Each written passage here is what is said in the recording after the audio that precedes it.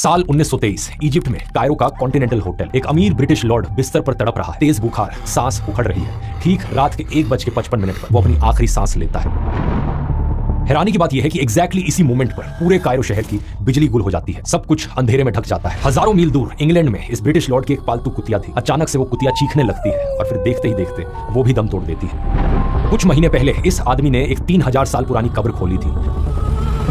कब्र के बाहर एक चेतावनी लिखी थी, death shall come on swift wings to whoever disturbs the peace of the pharaoh. जो इस फैरो की नींद में खलल डालेगा, मौत उसे अपने पंखों पर उठा ले जाएगी। अगले 6 सालों में इस कब्र से जुड़े 22 लोग मारे जाते हैं। एक सेक्रेटरी के 78 साल के बाप ने 7वीं मंजिल से कूदकर जान दे दी। एक रेडियोलॉजिस्ट अचानक मर गया और जब साइंटिस्ट ने 3000 साल पुरानी मम्मी की ऑटोप्सी की तो उन्हें कुछ ऐसा मिला जो आज तक कोई एक्सप्लेन नहीं कर पाया। दुनिया ने इसे नाम दिया the curse of the pharaoh. कुछ महीने पहले नवंबर 1922 में इजिप्ट के वैली ऑफ द किंग्स में ब्रिटिश आर्कियोलॉजिस्ट हावर्ड कार्टर और उनके वर्कर्स रेत और पत्थरों के बीच खुदाई कर रहे थे। कार्टर पिछले कई सालों से एक ऐसे फैरो यानी सम्राट की कब्र ढूंढ रहे थे जिनका नाम इतिहास में लगभग भुला दिया गया था। इस फैरो का नाम था टूटनखामन।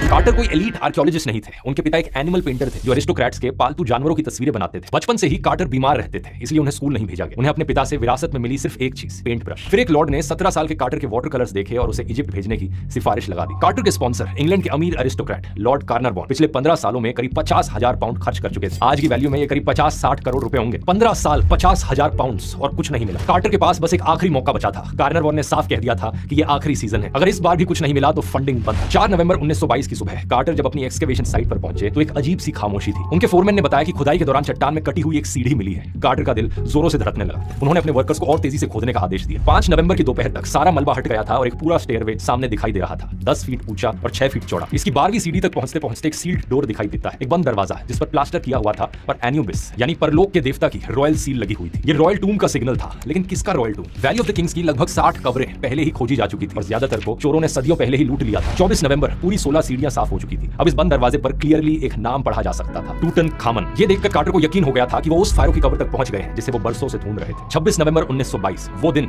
जिसे कार्टर ने बाद में अपनी जिंदगी का सबसे अद्भुत दिन बताया। इस बंद दरवाजे में कार्टर ने एक छोटा सा छेद बनाया, अंदर से गर्म हवा बाहर निकली। उनके हाथ में मोमबत्ती की लौ फड़फड़ाने लगी। जैसे जैसे आंखें अंधेरे में एडजस्ट हुई, कार्टर को अंदर सोने की चमक दिखाई दी। लॉर्ड कार्नरवॉन ने पीछे से पूछा, कैन यू सी एनीथिंग? क्या तुम्हें कुछ दिखाई दे रहा है? कार्टर ने जवाब दिया,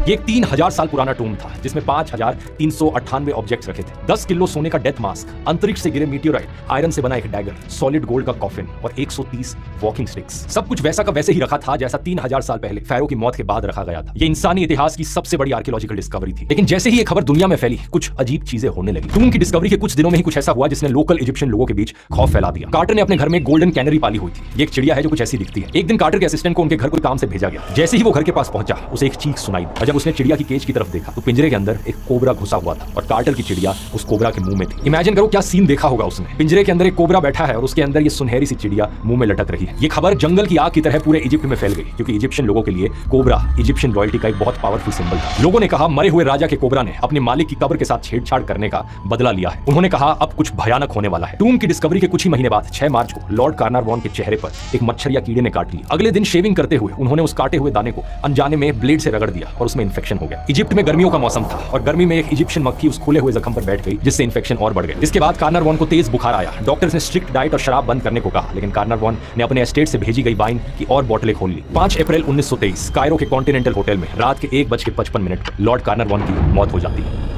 इस पूरी मृत्यु को एक चीज जो और भी ज्यादा खौफनाक बना देती है वो ये कि उनकी मौत से 12 दिन पहले डेली एक्सप्रेस अखबार में नॉवेलिस्ट मैरी कोरेली की एक चिट्ठी छपी थी जिसमें उन्होंने ओपनली कार्नरवॉन को चेतावनी दी थी। मैरी ने कहा था कि उनके पास एक दुर्लभ किताब है। इस किताब के मुताबिक किसी भी सील्ड कब्र में घुसने वाले को सबसे भयानक सजा भुगतनी पड़ती है। यानी एक नॉवेलिस्ट ने पब्लिक वार्निंग दी थी और 12 दिन बाद वो आदमी मर गए। कार्नरवॉन की मौत के ठीक उसी वक्त 2 ऐसी घटनाएं हुई जिन्होंने कर्स की इस कहानी को और मजबूत बना दिया। याद है मैंने वीडियो के शुरू में बताया था पूरे कायरो शहर की बिजली गुल हो जाती है। जब British high commissioner Lord Allenby ने इलेक्ट्रिसिटी डिपार्टमेंट से कारण पूछा तो उनके पास कोई एक्सप्लेनेशन नहीं थी। किसी को नहीं पता था कि क्यों बिजली गई। और दूसरा कार्नरवॉन की पालतू कुतिया सूजी, उसने इंग्लैंड में उसी रात दम तोड़ दिया। सर आर्थर कॉनन डॉयल जो शेरलॉक होम्स के क्रिएटर थे, उन्होंने कहा कि एक इविल एलिमेंटल की वजह से लॉर्ड कार्नरवॉन बीमार पड़े हो सकते हैं। शेरलॉक होम्स बनाने वाले इंसान का खुद मानना था कि ये कर्स रियल है और यहीं से दोस्तों मीडिया ने इस कहानी को हाथों हाथ लपक लिया। The curse of the pharaoh, the curse of king Tut, ऐसी हेडलाइंस दुनिया भर के अखबारों में छपने लगी। और इसके बाद दोस्तों मौतों का एक ऐसा सिलसिला शुरू हुआ कि हर अगली मौत पिछली से ज्यादा खौफनाक थी। इस पूरी कर्स की कहानी में अगर एक कॉमन थ्रेड है तो वो ये कि जो चीज समझ नहीं आती वो डराती है। लोगों को इन सारी डेथ्स की वजह नहीं पता थी तो उन्होंने कर्स बना लिया। अपनी फाइनेंशियल लाइफ में भी हम ऐसा ही करते हैं। इंडिया में बहुत सारे लोगों का लोन या क्रेडिट कार्ड इसलिए रिजेक्ट नहीं होता क्योंकि उनकी इनकम कम है, रिजेक्ट इसलिए होता है क्योंकि उनका क्रेडिट स्कोर। टूटनखामन कर्स की अखबारों में हेडलाइंस छप चुकी थी, लेकिन ये तो सिर्फ शुरुआत थी। इसके बाद जब मौतों का सिलसिला शुरू हुआ तो हर मौत के बाद अखबारों की हेडलाइंस और बड़ी होती गई। अमेरिकन फाइनेंसर जॉर्ज जे गूल्ड जिन्होंने टूम विजिट की, उनकी अगले ही दिन फीवर से मौत हो गई। हेडलाइन छपी, another victim of the pharaoh.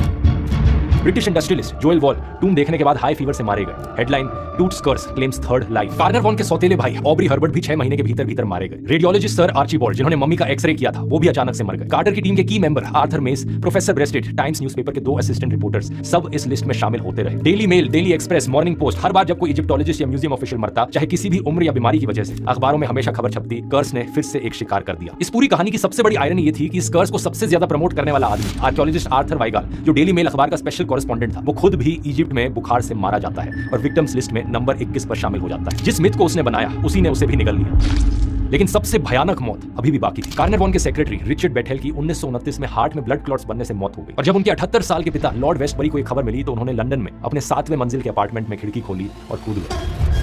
साल 1929 तक 22 लोग जो इस टूम से डायरेक्टली या इनडायरेक्टली इन्वॉल्व थे उनकी डेथ हो चुकी थी। इनमें से 13 लोग तो वो थे जिन्होंने इस टूम को खुद खोला था। और फिर आती है वो डिस्कवरी जिसने सबके होश उड़ा दिए। 1926 में जब टूटनखामन की मम्मी की ऑटोप्सी हुई तो डॉक्टर डगलस डेरी ने मम्मी के गाल पर एक गोल निशान पाया। ये निशान ठीक उसी जगह था जहां लॉर्ड कार्नर वॉन को कीड़े ने काटा था। वही जगह, वही गाल, 3000 साल पुरानी मम्मी और जिंदा इंसान दोनों के चेहरे पर एक ही निशान। इसके बाद तो न्यूज़पेपर्स पूरी तरीके से पागल हो गए। मॉर्निंग पोस्ट ने हेडलाइन छापी, डेली मेल ने, डेली एक्सप्रेस ने, सब ने, दुनिया भर में एक ही खबर चलने लगी। टूटनखामन की कब्र पर एक प्राचीन अभिशाप है, जो भी इस कब्र को डिस्टर्ब करेगा उसे मिलेगी सिर्फ और सिर्फ मौत।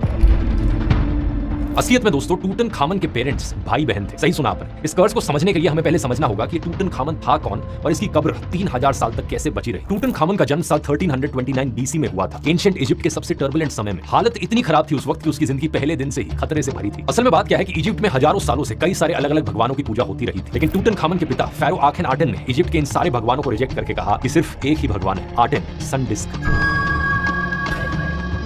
उसने सारे उस वक्त के टेंपल्स बंद करा दिए, प्रीस्ट को निकलवा दिया, राजधानी बदल दी और ये एक्सपेरिमेंट बुरी तरीके से फेल हुआ। टूटनखामन के रेन में बना हुआ एक शिलालेख रिस्टोरेशन स्टेला बताता है कि आखेनाटेन के बाद देश में अराजकता फैली हुई थी और देवताओं ने इस जगह से मुंह मोड़ लिया था। टेंपल्स खंडर हो गए थे, सब कुछ बर्बाद हो चुका था। और इसी अराजकता में आखेनाटेन के मरने के बाद एक 8-9 साल के बच्चे को थ्रोन पर बिठा दिया जाता है। इस बच्चे का नाम था टूटनखाटन, जिसका मतलब होता है लिविंग इमेज ऑफ आटन।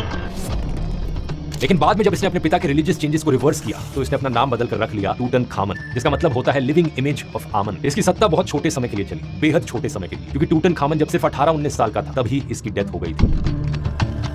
साल 1968 में एक प्रोफेसर ने इसकी स्कल का एक्सरे लिया और पीछे एक बड़ा डार्क स्पॉट दिखाई दिया। ऐसा सर के पिछले हिस्से पर चोट लगने की वजह से हो सकता है। बहुत से लोगों ने अंदाजा लगाया कि इसका मर्डर किया गया हो, लेकिन असली कहानी और भी ज्यादा डिस्टर्बिंग थी। इजिप्शियन रॉयल्स में इनब्रीडिंग बड़ी आम बात थी। लोग अपने भाई बहनों के बीच में ही शादियां करते रहते थे और ऐसा कई जनरेशन तक चलते रहता था। और जैसा आपने बायोलॉजी की क्लास में पढ़ा होगा, बहुत ज्यादा इनब्रीडिंग की वजह से जेनेटिक प्रॉब्लम्स आ सकती हैं। टूटनखामन को इसी वजह से क्लब फुट की बीमारी थी। उसके पैर इतने ज्यादा टेढ़े थे। ये स्क्रीन पर जो आप फोटोज देख रहे हो ये इस डिफॉर्मिटी के कुछ उदाहरण है। टूटनखामन को बीमारी इस लेवल की थी कि वो बिना सहारे के एक कदम भी नहीं चल सकता था। उसकी कब्र में इसी कारण से 130 वॉकिंग स्टिक्स निकली थी। लेकिन इसके अलावा उसे कोलर्स डिजीज भी था, एक ऐसा बोन डिसऑर्डर जिसमें बहुत एक्सट्रीम पेन होता है। और साइंटिस्ट ने जब उसकी मम्मी को इन्वेस्टिगेट किया तो उसमें मलेरिया होने के भी सबूत मिले। आज के दिन एक्सपर्ट्स का मानना है कि टूटनखामन की मौत इन सारे कारणों के कॉम्बिनेशन की वजह से हुई थी।